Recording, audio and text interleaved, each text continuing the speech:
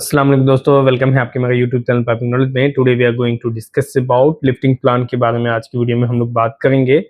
ये हमारा 4-5 टॉपिक है, लेकिन आज की टॉपिक में स्पेशली हम लोग लिफ्टिंग प्लान के बारे में बात करेंगे। नेक्स्ट वीडियो में हम लोग बात कर सकते हैं इरेक्शन टेक्निक के आइसोमेट्रिक क्लियरेंस के बारे में। आइसोमेट्रिक क्लियरेंस या आइसो क्लियरेंस हम लोग बोलते हैं, मैकेनिकल कंप्लीशन के बारे में और टेस्ट पैकेज प्रिपरेशन के बारे में। ये 4-5 टॉपिक किसी व्यूअर ने मुझसे क्वेश्चन किया था, उससे रिलेटेड है।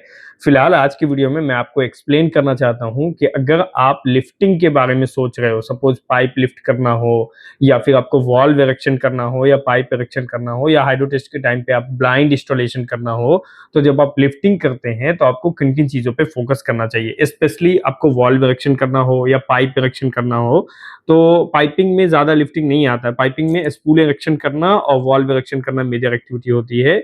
लिफ्टिंग प्लान का जो मेन रोल होता है वो इक्विपमेंट इंस्टॉलेशन में होता है। लेकिन आपको ये आइडिया होना चाहिए। क्योंकि जब आपको आइडिया नहीं रहेगा कि स्पूल का वेट क्या है और हमको कितने टन की क्रेन चाहिए और स्पूल से क्रेन का जो सेंटर का डिस्टेंस है, रेडियस है, वो कितना है, इन सब चीजों पे आपको डिटेल में इंफॉर्मेशन होना चाहिए।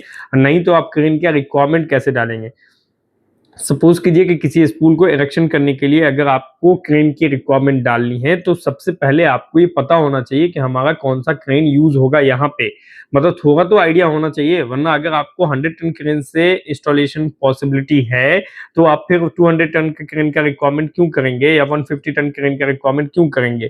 क्योंकि जितना ज्यादा हेवी क्रेन होगी उसका इंस्टॉलेशन का प्रोसीजर उतना ज्यादा हेवी होगा। मतलब आप उसको जब क्रेन को जब इंस्टॉल करते हैं, मतलब अपने एरिया में जब आप उसको सेटअप करते हैं, तो सेटअप करने के लिए उसका प्रोसेस भी ज्यादा होता है। ओके, नॉर्मली हम लोग बात करते हैं। सबसे सिंपल बात मैं पहले बताना चाहता हूँ कि लिफ्टिंग प्लान एग्जैक्टली होता क्या है, मतलब what is lifting plan. Lifting plan क्या होता है कि एक अप्रूव्ड मेथड स्टेटमेंट होता है that define the safe procedure to lift. मतलब ये डिफाइन करता है कि सेफ प्रोसीजर टू लिफ्ट, मतलब लिफ्ट करने के लिए सेफ प्रोसीजर क्या है, and install the piping spool और इक्विपमेंट यूजिंग क्रेन और अदर लिफ्टिंग डिवाइस। कोई भी लिफ्टिंग डिवाइस आप यूज करते हो, नॉर्मली मैं अभी क्रेन की बात करना चाह रहा हूं। अगर आप क्रेन यूज करना चाहते हैं तो लिफ्टिंग प्रोसीजर क्या है या लिफ्टिंग प्लान क्या होता है कि उस क्रेन से रिलेटेड ओवरऑल स्टोरी आपको बताएगा। जो आपका लिफ्टिंग प्लान है वो एक पार्टिकुलर केस के लिए बनाया गया है। सपोज कीजिए कि हमको एक स्पूल इरेक्शन करना है, सपोज कीजिए कि ये स्पूल हमको इरेक्शन करना है, तो इस पार्टिकुलर केस के लिए हम लोग एक लिफ्टिंग प्लान बनाएंगे। एक लिफ्टिंग प्लान बनाएंगे तो मतलब इस स्पूल का प्रॉपर इंफॉर्मेशन प्लस जो क्रेन यूज करने वाले हैं उस क्रेन का प्रॉपर इंफॉर्मेशन इसके अंदर रहता है। एक एक सिंगल पॉइंट का इंफॉर्मेशन रहेगा कि आप कौन सा बेल्ट यूज करने वाले हो, कौन सा सीलिंग यूज करने वाले हो, कौन सा डिसाइकल, कौन सा क्रेन में जो हुक लगा है वो कौन सा है, क्रेन का रेडियस कितना है, क्रेन की बूम का लेंथ कितना है, क्रेन कौन सी है, क्रेन का जो आउटरिग होता है वो कितना विड्थ है, आउटरिग पे कितना लोड आएगा और क्रेन का लोड कितना है, टोटल आउटरिग पे जो लोड आ रहा है वो कितना लोड आ रहा है, आपके ग्राउंड वेयर की कैपेसिटी क्या है, ग्राउंड की बेयरिंग कैपेसिटी क्या है।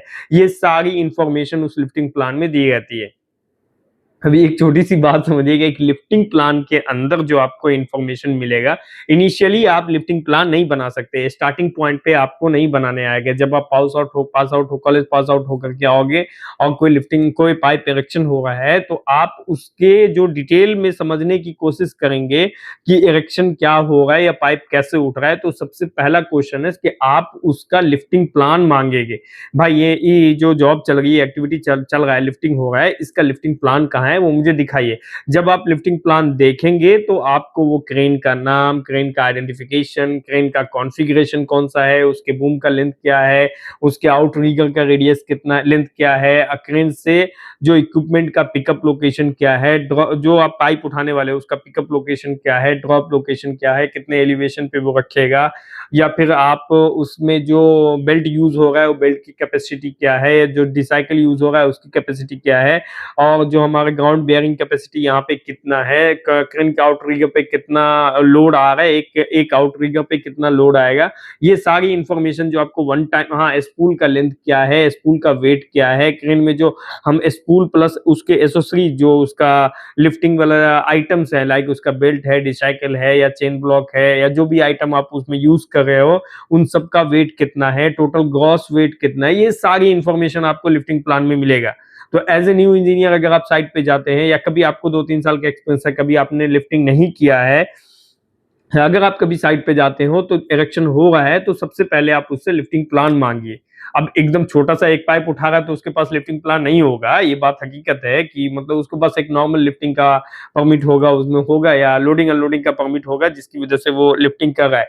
लेकिन कोई मेजर स्पूल है या 12 मीटर का स्पूल है, 18 इंच का पाइप है और 20 इंच का पाइप है, तो उसको वो उठाने के लिए जो प्लान बनाएगा तो लिफ्टिंग प्लान बनाएगा।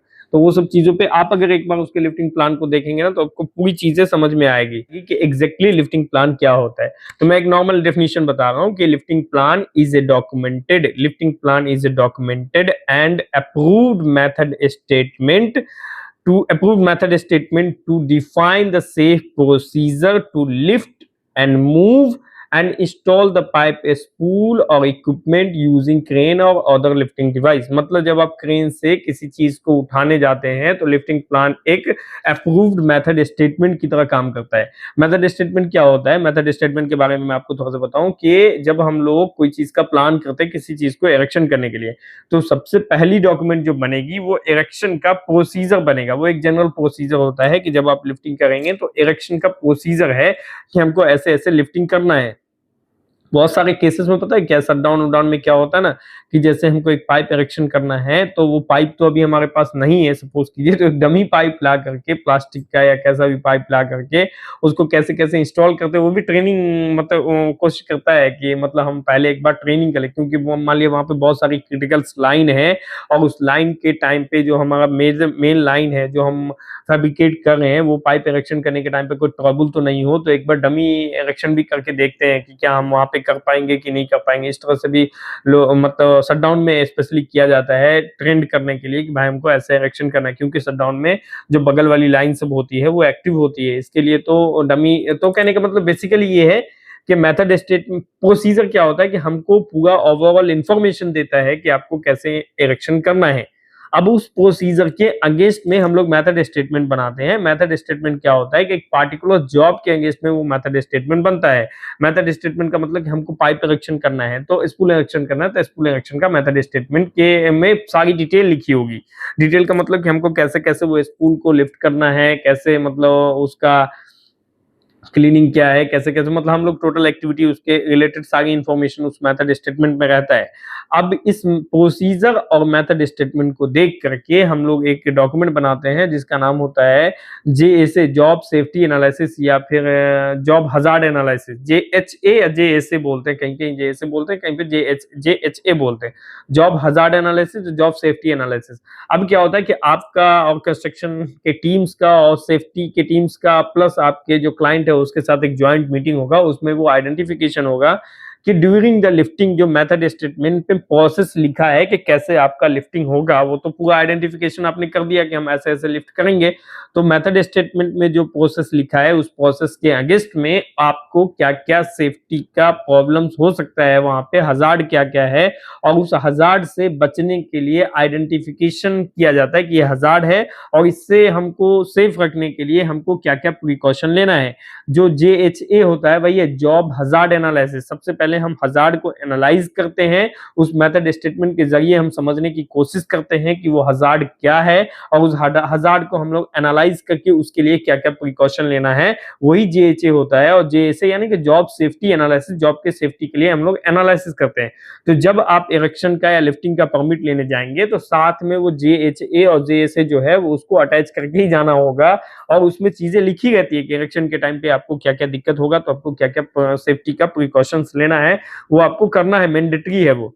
की पाइपिंग में AS/AUB 31.3 के अकॉर्डिंग जब आप कोई भी लिफ्टिंग करते हैं या क्रिटिकल हो, लिफ्टिंग क्रिटिकल मतलब लिफ्टिंग को एक क्रिटिकल वर्क में रखा गया है। क्यों? क्योंकि हमको ये इंश्योर करना होता है कि जो हम पाइप इरेक्शन करने वाले हैं या कोई फिटिंग्स है या वॉल्व्स है या कोई वेल्डेड स्पूल है जो हम उसको इरेक्शन करने वाले हैं, उसको जो हम हैंडल करेंगे, मतलब हम यहाँ से जो पिकअप करके यहाँ पे या पाइप रैक के अंदर में रखेंगे, उसमें हमको ये चीज को इंश्योर करना होता है कि पाइप में कोई एडिशनल स्ट्रेस तो नहीं, उसमें कोई हम डिफॉर्मेशन तो नहीं हो गया या फिर हम उसको डैमेज तो नहीं कर दिए। सपोज कीजिए कि आपको पाइप रैक के अंदर उसको खींचना है, अब आपने इतनी तेज में खींचा कि उसका जो सरफेस एरिया है उसमें पूरा स्क्रैच आ गया या फिर उसके सरफेस एरिया में कुछ डिफॉर्म हो गया, उसमें धक्का लग गया तो जिसकी वजह से वो अंदर के साइड बैंड हो गया या डिफॉर्मेशन हो गया, तो इसके लिए या फिर प्रोटेक्टिंग द मैन पावर या सराउंडेड फैसिलिटी, सपोज कीजिए कोई स्ट्रक्चर है, आपने उसमें इतना जोर से टक्कर मार दिया कि वो क्या हो गया कि उसका स्ट्रक्चर डैमेज हो गया, या फिर आप उसको चेन पुलिंग करते टाइम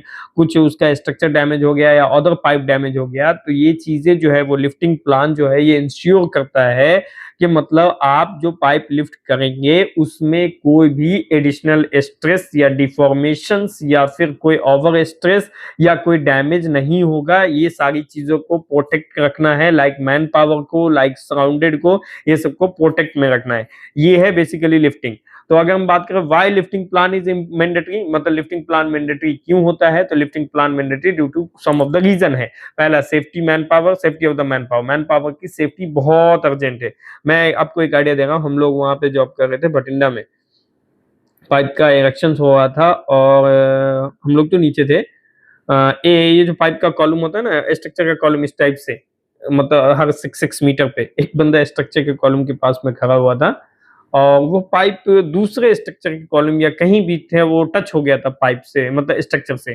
तो टच हो गया तो क्रेन को बोल देता ना थोड़ा मूव करो, थोड़ा मूव करो, मतलब एंगल चेंज करो, मतलब डायरेक्शन चेंज करो, तो क्या होगा कि वो वहां से टच है तो निकल जाएगा।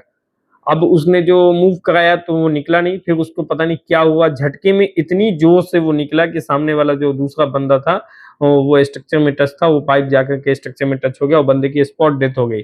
तो अगर कहीं पे जैसे सपोज कीजिए कि ये आपका टच है, अब ये निकल नहीं गया, आपने एक्स्ट्रा फोर्स लगाया और सीधा आकर के ऐसे लग गया, तो कहने का मतलब कि ये बहुत लिफ्टिंग और क्रिटिकल एक्टिविटी होती है लिफ्टिंग।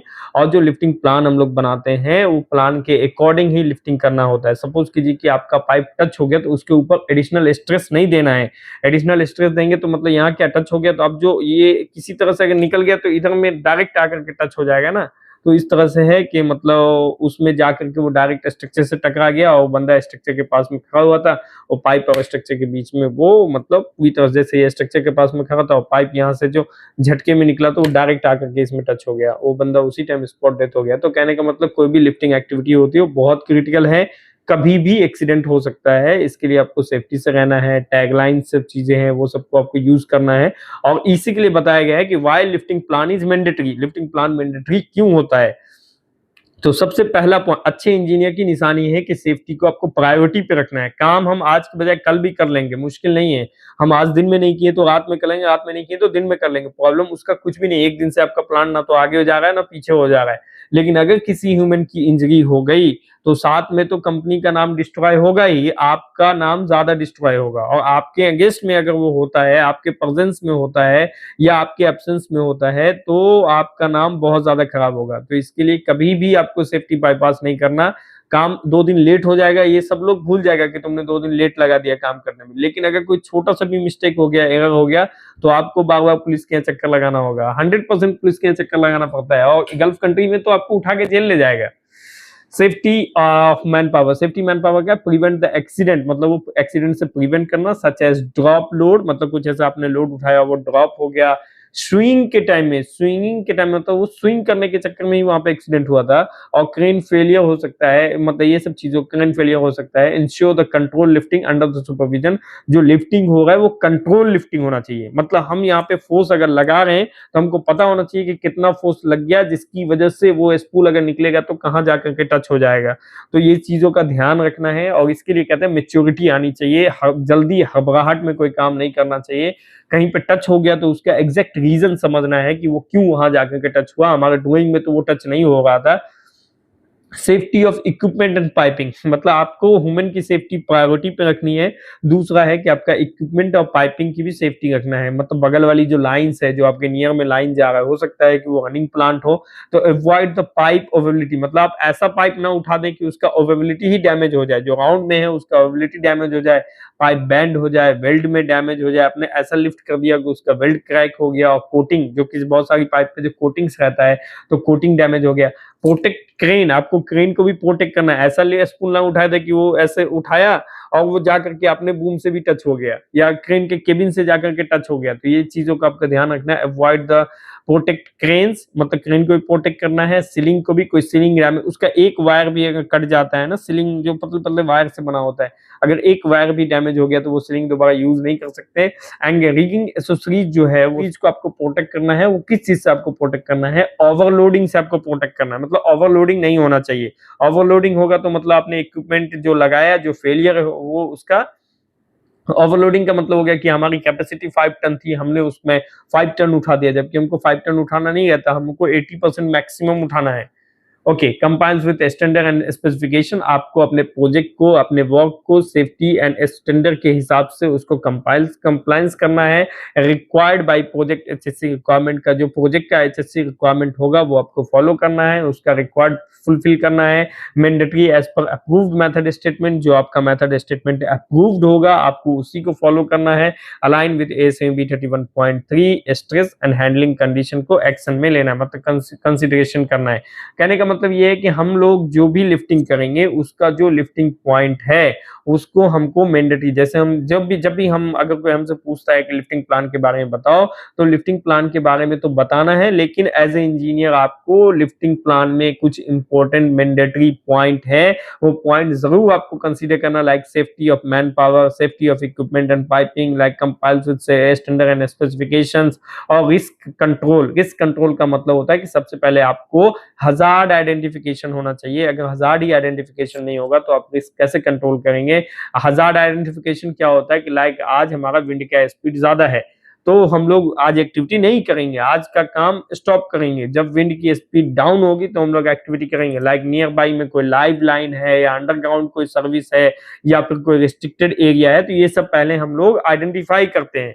लाइक आज विंड है तो हम लोग, अब ऐसा नहीं है कि हम लोग विंड में स्पूल उठा देंगे, कोई जल्दी नहीं है। सपोज कीजिए आपने उठा दिया, वो इंस्टॉलेशन 100% अच्छा हो गया तो वेरी गुड, आपका मैनेजर बोलेगा वेरी गुड। लेकिन सपोज कीजिए कि किसी भी मिसअंडरस्टैंडिंग की वजह से अगर वो स्पूल इरेक्शन होने में कुछ प्रॉब्लम हो गया, वो विंड के स्पीड हाई स्पीड होने की वजह से कुछ प्रॉब्लम हो गया, तो आप 1 ईयर्स तक भी आप अच्छा काम करेंगे, 2 ईयर्स तक भी आप अच्छा काम करेंगे, तब भी लोग इस एक्सीडेंट को भूलने वाला नहीं कि तुमने वो एक्सीडेंट करवाया था।